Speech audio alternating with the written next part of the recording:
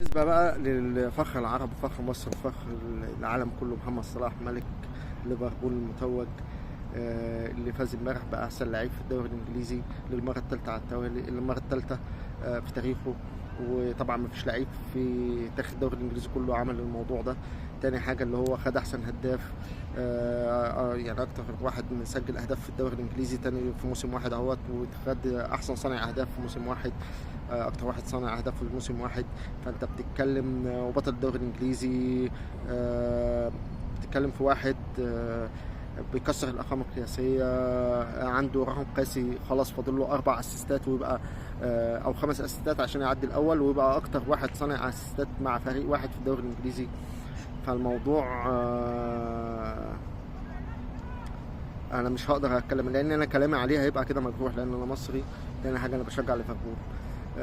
فلما يبقى عندك لعيب زي ده بالكونتينوس، بالاستمراريه اللي شغال بيها، بالاداء الثابت كل سنه، اللي انت لازم تبقى موجود، اذا ما كنتش متوج بحاجه تبقى موجود عندك في التوب ليفل على طول، دايما في اخر 7 سنين او 8 سنين عندك في الاول من ساعه ما راح ليفربول تقريبا، هي الهداف، يا احسن صانع، يا اما من ضمن احسن تشكيله، يا اما من ضمن احسن لعيب في الدوري الانجليزي. ونيجي دلوقتي ونتكلم عليه هل هو ما يستحقش البلندور ولا لا، يبقى احنا كده معلش